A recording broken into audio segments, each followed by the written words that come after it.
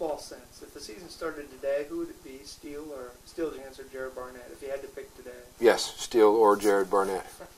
Did you really think you were getting an answer? Can I say that in the video?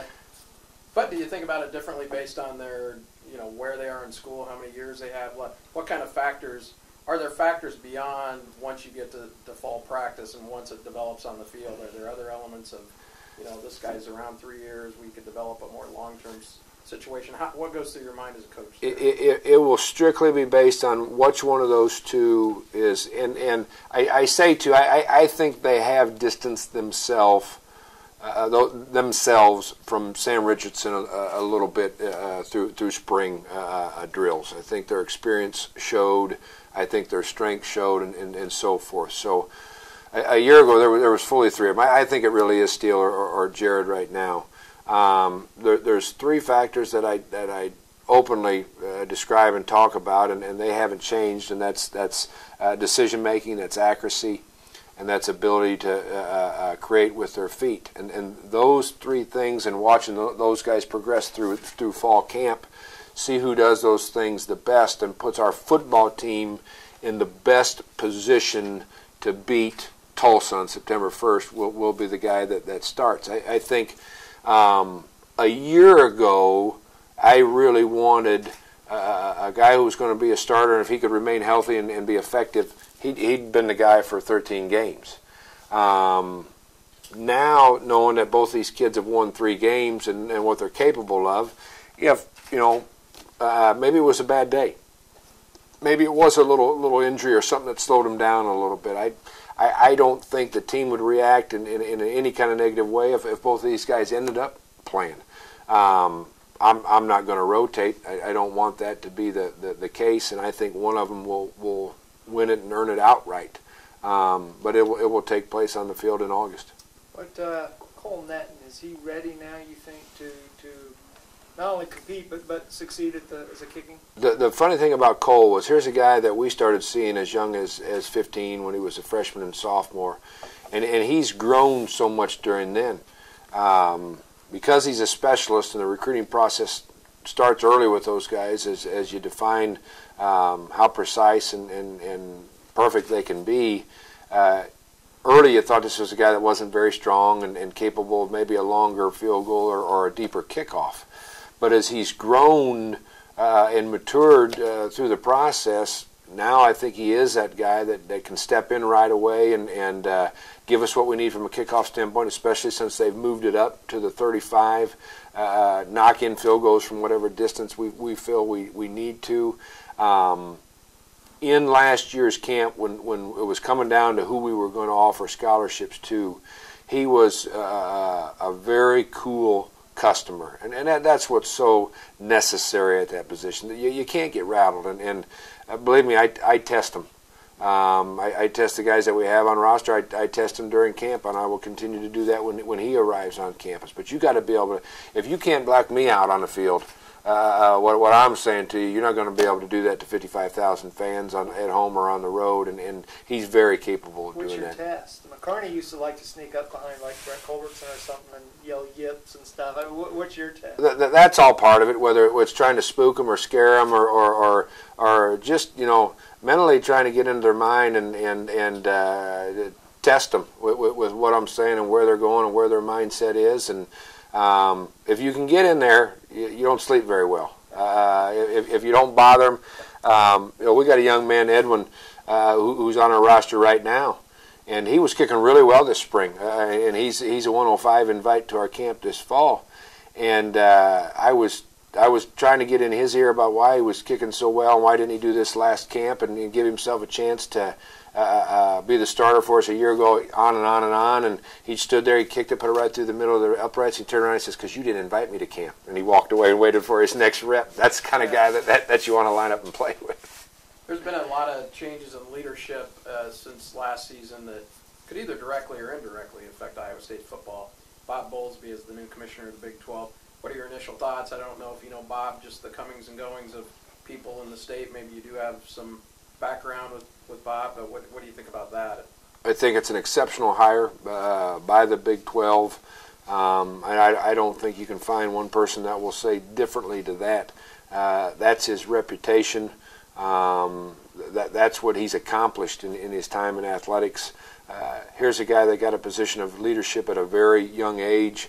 He's an Iowa boy that's made good, which I like. He understands this part of the country. He also understands the landscape on a very large picture today.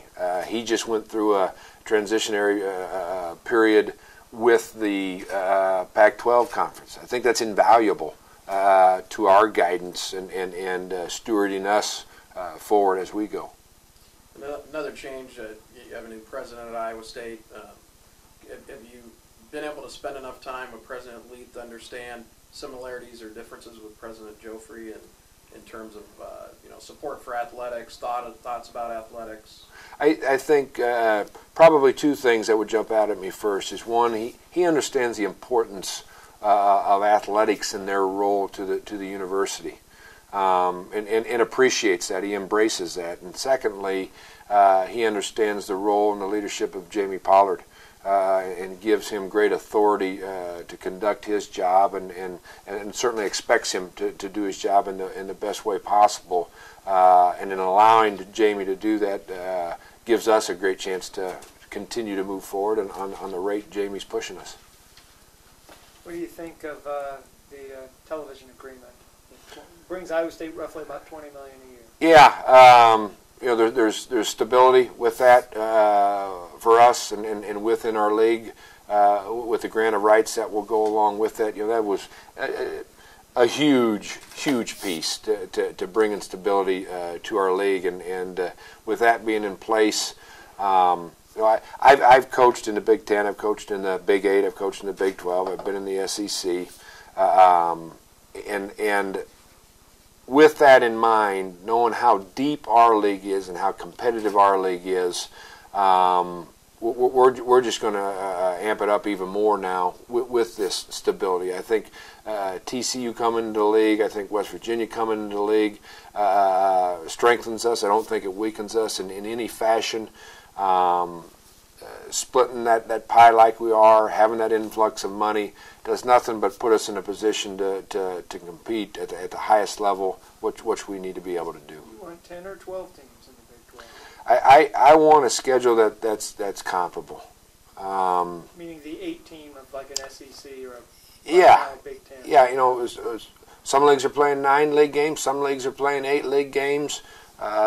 Some leagues have that flexibility then to have 4 non-league games. Do you schedule 3 quote-unquote victories and 1 more challenging game? Or there's different philosophies in every program, and there's different needs in every program as far as the finances are concerned.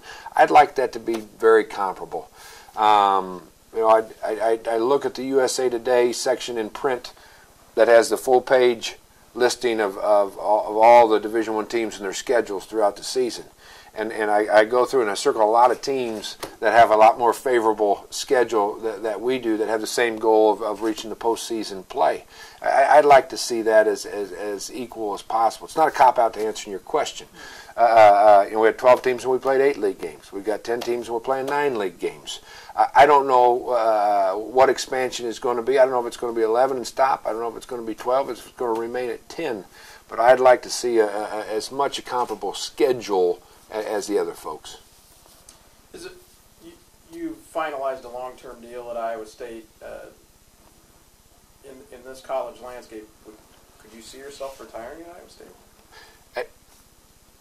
If I retire at Iowa State, I'll be a very, very happy man. Who wouldn't be? 20 years at one place as the head football coach, certainly allowing my family and myself to have a very comfortable life, financially speaking, as far as that goes. It's unheard of in today's college athletics. If it happened, I'd be thrilled to death. Okay, is it probably going to happen? I would just doubt it. That's a long time to complete.